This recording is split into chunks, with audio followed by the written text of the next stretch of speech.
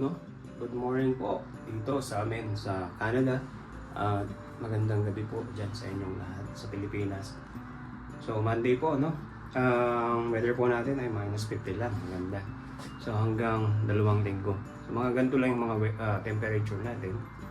So mamaya ang pinakamataas ay -3. So hindi masyadong malamig.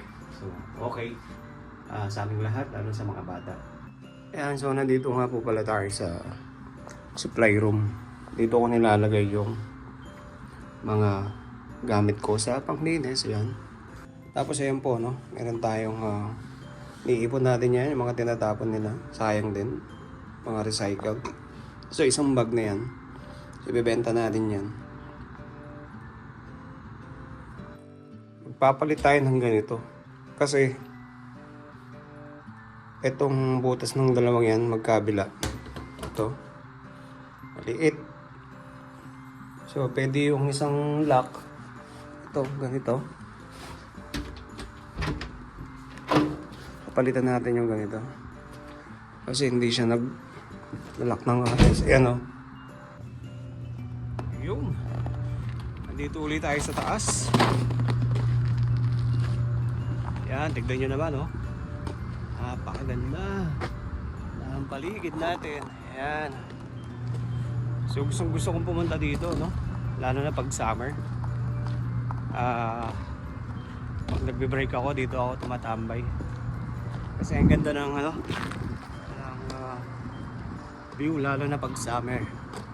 Ayan. So okay naman dito, no? Safe naman. Meron namang barricade. Ayan, railings. So yung mga kabahayan doon. Dito tayo. So at the same time, no? Nag-check na rin tayo doon. Ayan. So yun lang. Pasok na tayo. Magpapalit naman tayo ng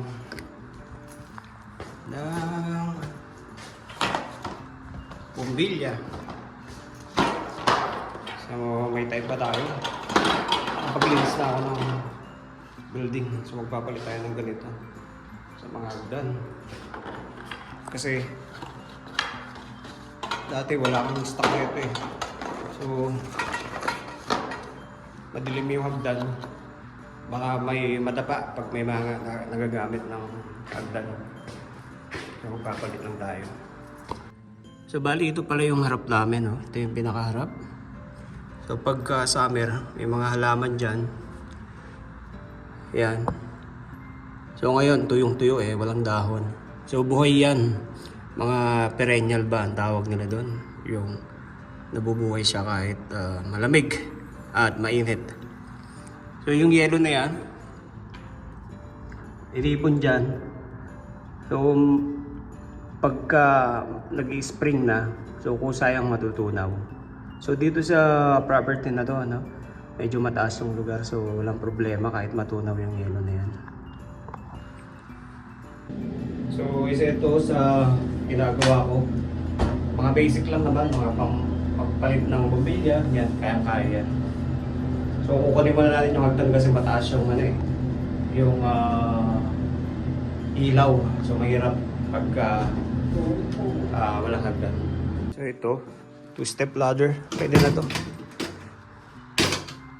Oh, yeah. So magsisimula tayo ng 16th floor. Kasi mga 10 na rin yung mga busted light eh. So papalitan natin. Dito na tayo sa 16.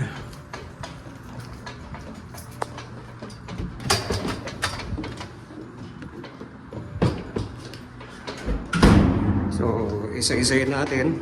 Simula 16. Hindi ko na kasi tanda eh. Ang dami na eh. So, ito. Meron dito sa 15th floor. Yan, papalitan natin.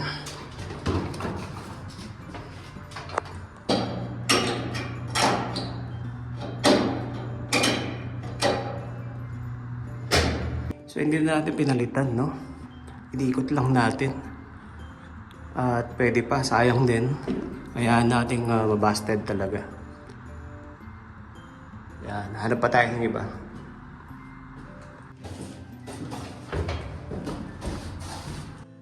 So So meron isa dito sa 7th floor.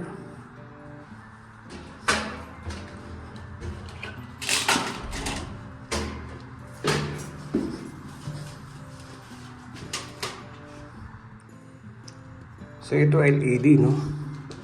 Parang ganyan. Yan, LED yan. So mabilis siyang mapundi. Mga ganito.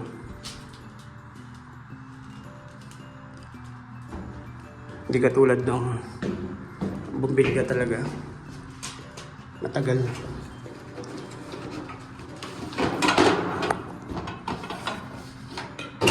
Yung ganito.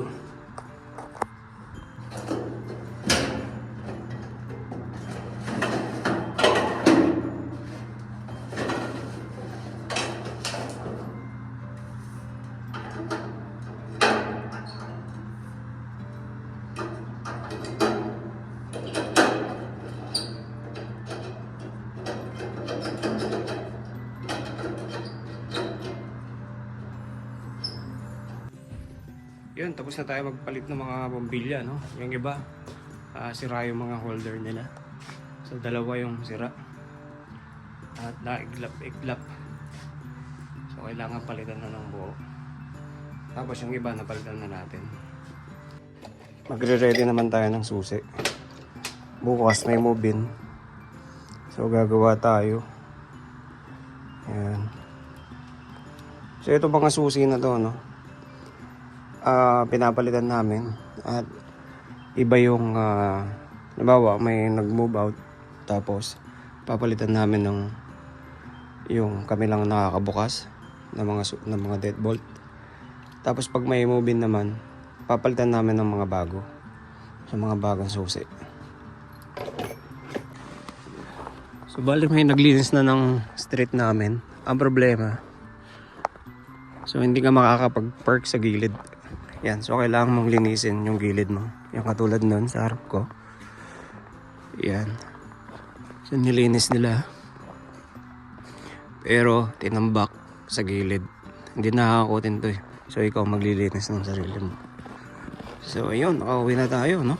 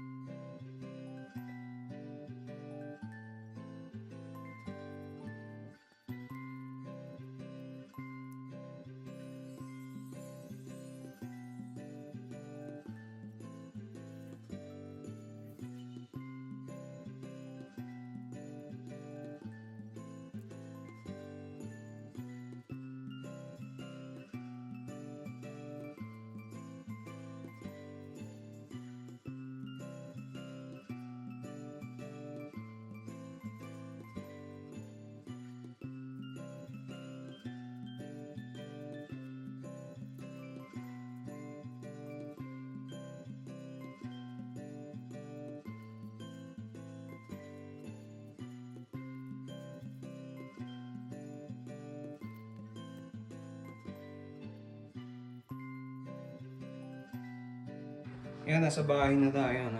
Pauwi na. Tapos na naman yung isang araw. So, bukas ulit. So, yun na po. Buhay po kayo. Maraming salamat at peace.